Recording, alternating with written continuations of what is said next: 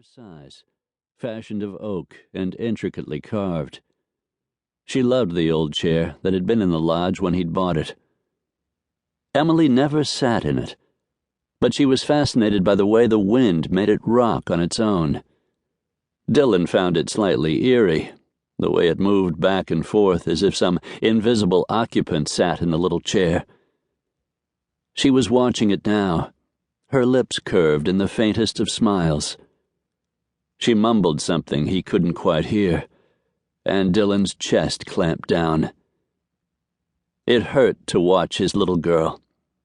See her in the make-believe world she now lived in, forming silent phrases, nothing he could actually hear. Emily hadn't spoken a single audible phrase since her mother had abandoned her 3 years ago. Not a meaningful word since the night Mariah Brodie had run off with another man.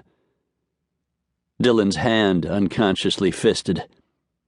Maybe he hadn't been the husband Mariah wanted. Maybe he'd been too wrapped up in trying to make a life in the harsh Alaskan wilderness he loved. Maybe he hadn't paid her enough attention. Maybe he just hadn't loved her enough. Guilt slipped through him. He never should have married her. He should have known she would never be able to adjust to the life he lived here. Still, it didn't excuse her cruel abandonment of their daughter, an abandonment Emily had not been able to cope with. Dylan forced himself to walk into the bedroom. Emily's eyes swung to his, but she didn't smile, just stared at him in that penetrating way that made his stomach churn. Honey, are you okay?" She didn't answer, as he had known she wouldn't. "It's just the wind. The lodge is old. There's nothing to be afraid of." Emily's gaze went to the window, where a lone pine branch shifted restlessly against the sill. Ignoring him as if he weren't there, she snuggled back into her pillow and closed her eyes. She blamed him for the loss of her mother, he knew. It was the only explanation for why she had withdrawn from him so completely.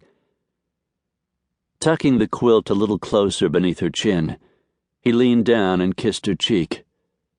The wind picked up as he walked out of the bedroom and eased the door closed. Emily was his to watch over and protect, his to care for and comfort. But he had lost his daughter 3 years ago, when he had driven her mother away. Lane Bishop stepped off the Alaska Airlines flight at the Ketchikan International Airport.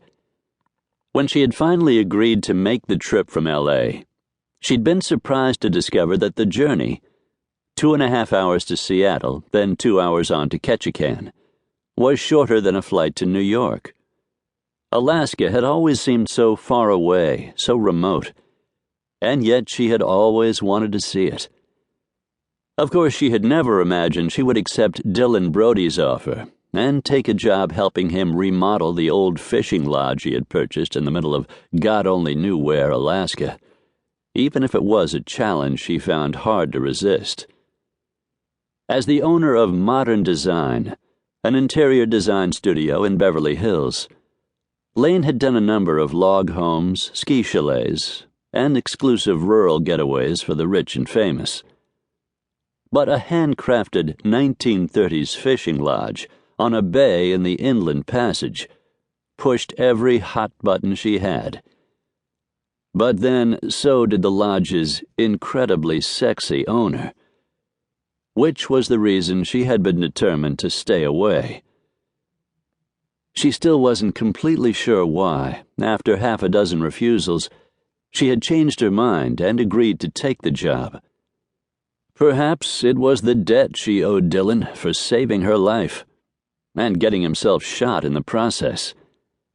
They'd only just been introduced, both simply guests at the wedding of a mutual friend, when gunfire had erupted. She hadn't been the target, and neither had he, but Dylan had shoved her to the ground and been grazed by a bullet while trying to protect her. Gratitude for the near